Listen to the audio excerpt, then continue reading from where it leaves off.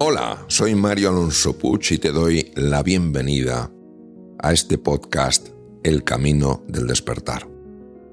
Hoy en nuestro tercer episodio exploraremos 2 hemisferios, 2 mentes.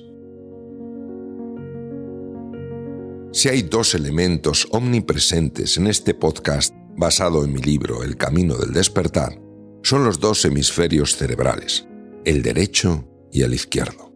Hay otros conceptos como zona de confort o los distintos tipos de lenguaje que también se repiten en diferentes episodios. No hay cajas estancas, todo se relaciona. Ya sabemos que el camino del héroe por el que transitamos en busca de nuestra transformación fue objeto de estudio por parte del psiquiatra suizo Carl Gustav Jung y del experto en mitología Joseph Campbell.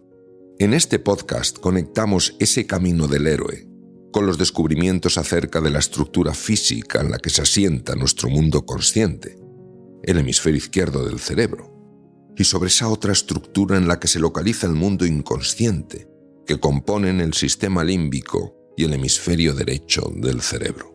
Los grandes pioneros en este campo fueron los doctores norteamericanos Roger Sperry, ganador del Premio Nobel de Medicina, por sus estudios sobre la división del cerebro, y el doctor Michael Gazzaniga, colaborador de Sperry, y que siguió, después, su propia línea de investigación. Pero ¿por qué es tan importante esa relación entre el camino del héroe y la neurociencia?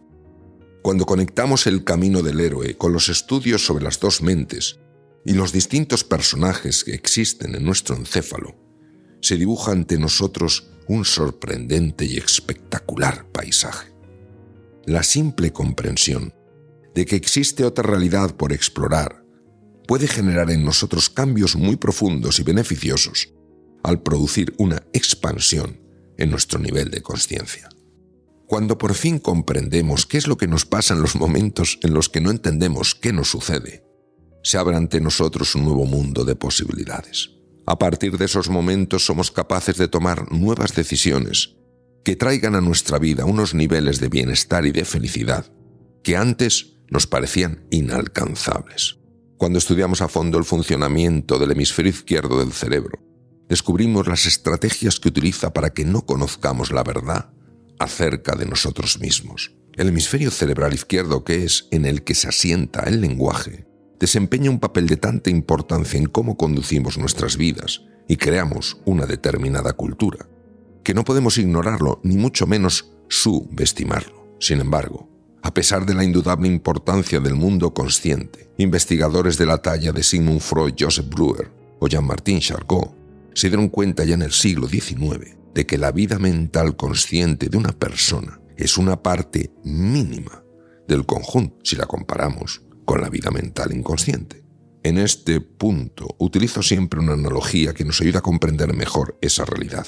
De la misma manera que la parte sumergida de un iceberg hizo que el Titanic se hundiera, el mundo inconsciente de una persona puede o bien arruinar y hundir su vida, o bien llevarla a un nuevo nivel de posibilidades insospechadas.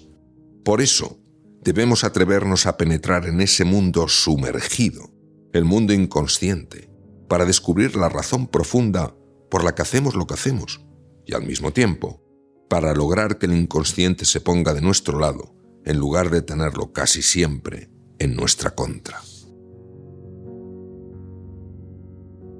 Cuando el mundo consciente se unifica con el inconsciente, se adquiere una nueva perspectiva, una nueva percepción de la realidad y, por supuesto, una nueva forma de ser y de estar en el mundo. Es lo que se denomina consciencia unificada. La persona toma el lugar que le corresponde y que había estado ocupado por el personaje. Un personaje que, como ya sabemos, no es único, sino que en realidad es un compendio de distintos personajes. A partir de ese momento de descubrimiento y revelación, quien llevará el timón de nuestra vida no será el personaje, sino la persona. De ahí su gran poder transformador.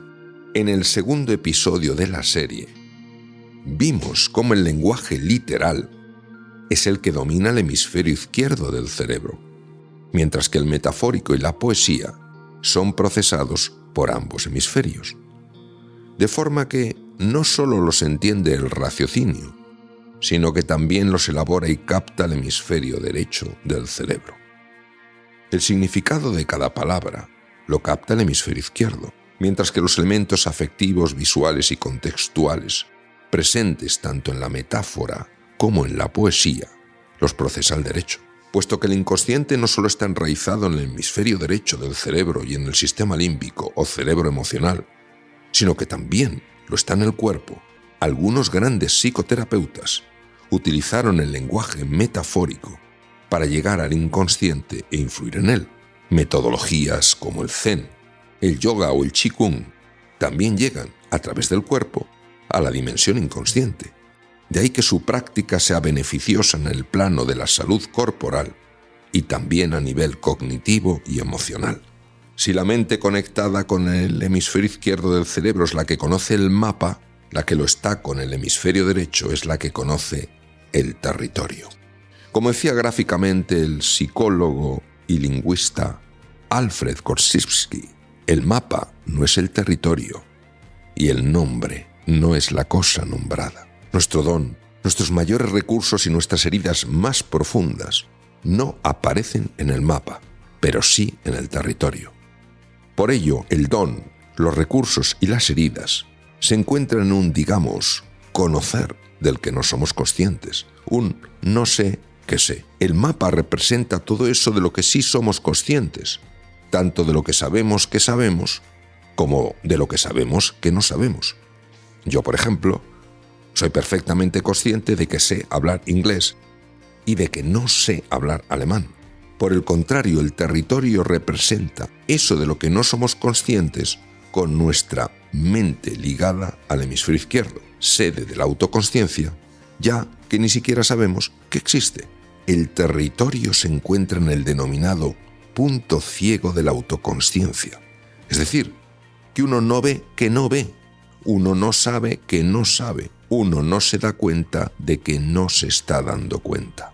El territorio encierra también lo que sabemos y comprendemos en un plano más profundo, pero que no puede ascender de la mente ligada al hemisferio derecho, inconsciente, a la ligada al hemisferio izquierdo, consciente.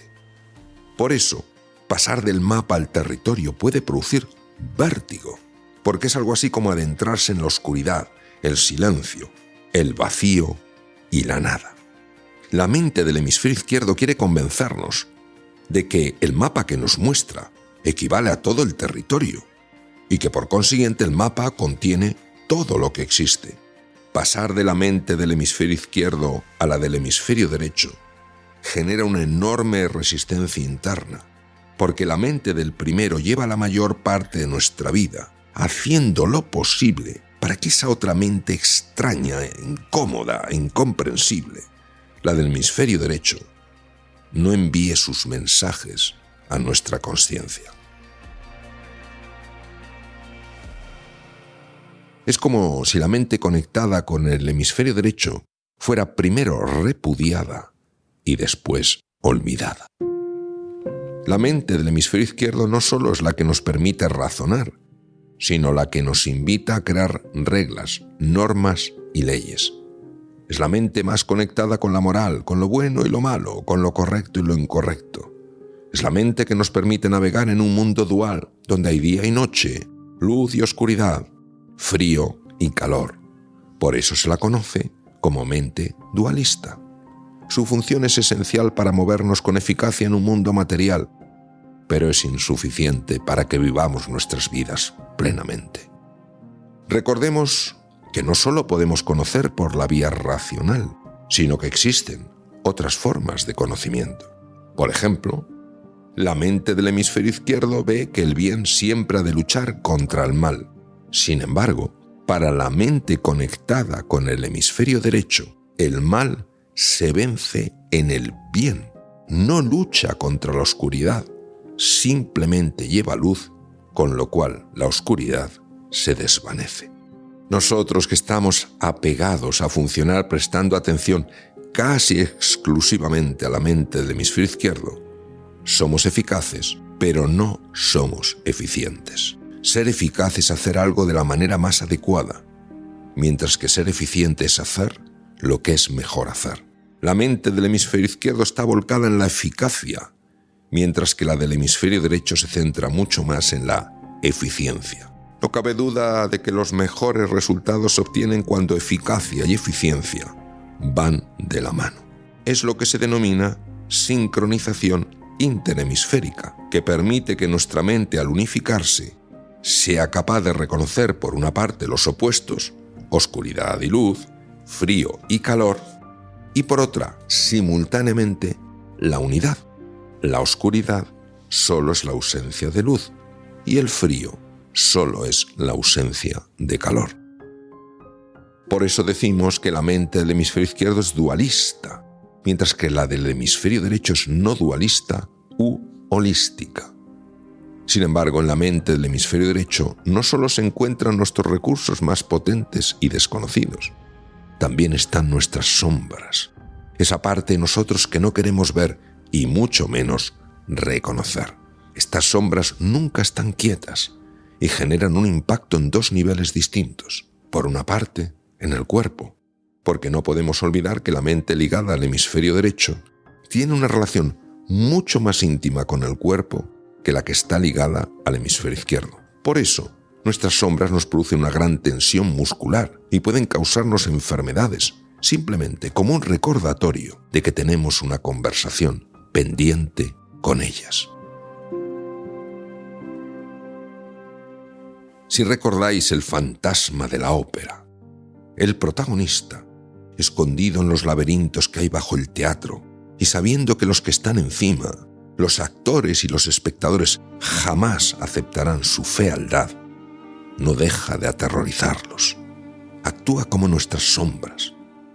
El precio que pagamos por no querer conocer y comprender el mensaje de nuestras sombras es, a nivel consciente, el sufrimiento, la escasez de recursos interiores y los bloqueos emocionales. Si la mente ligada al hemisferio derecho nos habla de la realidad del mundo con sus luces, nuestro don o nuestros recursos internos, y también con sus sombras, nuestras heridas, la mente del hemisferio izquierdo se esconde de ese mundo, no quiere saber nada de él, lo que nos impide transformar las sombras y expresar ese don que todos llevamos dentro.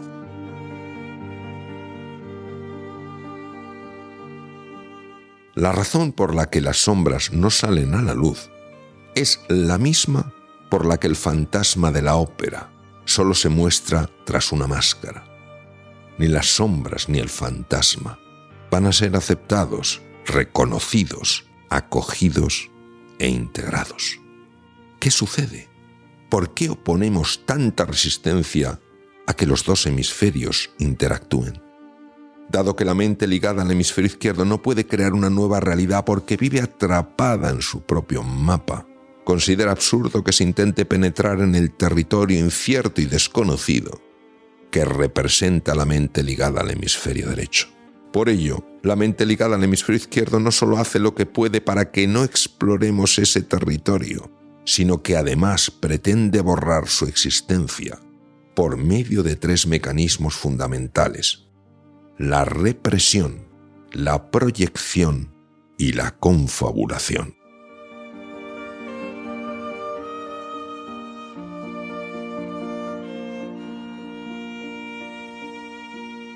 Veamos cómo funcionan estos tres mecanismos. En la represión, el lóbulo frontal del hemisferio izquierdo bloquea, a nivel preconsciente, la llegada de información incómoda desde el hemisferio derecho. En la proyección, la mente coloca en otras personas las partes de sí misma que no quiere reconocer. En la confabulación, el hemisferio izquierdo se inventa una realidad paralela, que es la que percibe y con la que se autoengaña. Por eso hay que ser un verdadero loco, dicho entre comillas, para romper los límites que la mente ligada al hemisferio izquierdo nos impone. Hay que ser un loco, como lo fue Alejandro Magno, para ir más allá de los mapas que le señalaban que había llegado ya a los confines del mundo conocido.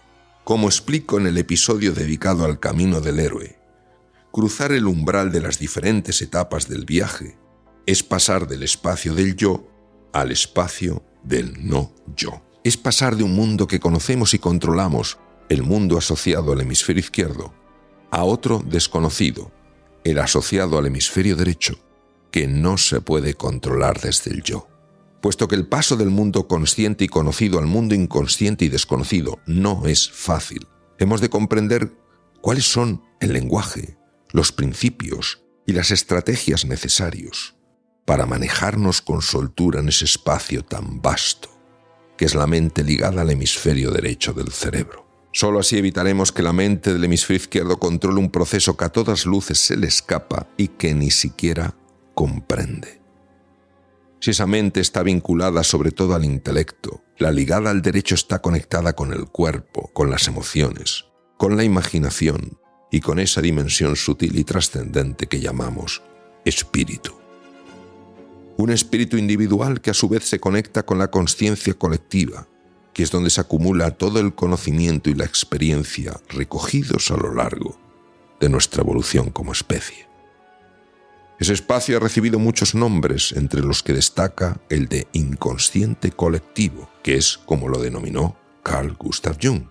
A su vez, este espíritu nos conecta con otro espacio infinito, conocido como campo acásico, campo cuántico u océano del ser. Muchas culturas se refieren a él como universo, consciencia cósmica o Dios. Cuando conectamos con esa dimensión tan profunda de la realidad, que habita más allá de los límites del tiempo y del espacio, se abre un canal para que recibamos inspiración, conocimiento y sabiduría, y para que experimentemos sanación y transformación. A través de este canal, de esta puerta al infinito, entra información y también una energía capaz de generar encuentros sorprendentes y posibilidades insospechadas. Al hablar del camino del héroe, vimos que el punto de partida de nuestro viaje transformador es la mente ligada al hemisferio izquierdo del cerebro, lo que yo llamo nuestra zona de confort.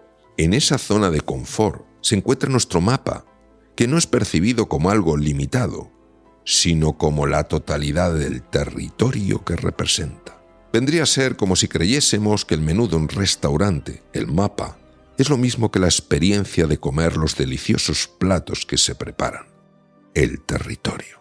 Nuestra zona de confort engloba la descripción de quiénes somos, quiénes son los demás y cómo es el mundo. Es la narrativa, el guión que nos describe todo lo existente. De aquí emerge el yo egoico adulto. Percibimos, pensamos, sentimos, actuamos y nos relacionamos de acuerdo con dicha narrativa. Una descripción de la que la mayoría de las personas es absolutamente inconsciente. Ya sabemos que más allá de la zona de confort existe un mundo desconocido, el mundo del no yo, que nos parece tenebroso, porque plantea la posibilidad de encontrarnos con peligros que no sabemos si podremos afrontar. Cuando decidimos atravesar el primer umbral del camino del héroe, debemos hacernos una serie de preguntas que están fuera del mapa, fuera del dominio de la mente vinculada al hemisferio izquierdo. Hablo de preguntas como: ¿cuál es el verdadero propósito de mi vida? ¿En qué estoy llamado a convertirme hoy? ¿Cuál es la mejor solución para la situación en la que me encuentro? ¿Qué me limita mental, emocional y anímicamente para avanzar más en la vida? Es importante recordar que a la mente vinculada al hemisferio izquierdo le resulta absurdo esperar una respuesta medianamente coherente de lo que se considera que son simples vísceras. Sin embargo, cuando uno tiene una intuición, ¿dónde la siente? ¿En la cabeza o en las tripas? Tradicionalmente, la medicina siempre ha considerado que el aparato digestivo solo servía para eso, para hacer la digestión. Ahora, sin embargo, lo ve como un segundo cerebro capaz de procesar información de una manera muy sofisticada y distinta del tipo de procesamiento que lleva a cabo la mente ligada al hemisferio izquierdo. Introduzco aquí un concepto muy interesante al que dedico un capítulo completo del libro. En nuestro cuerpo existe un centro que, aunque es físico, tiene una cualidad energética.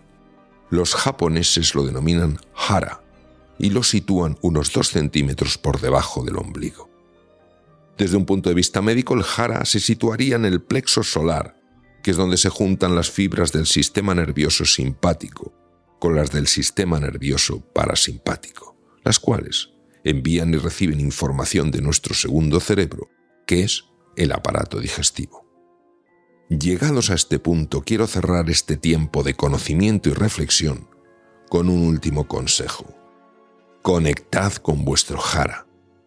Conectar con el jara es fundamental para que afloren nuestros verdaderos recursos y podamos expresar así nuestro auténtico poder interior.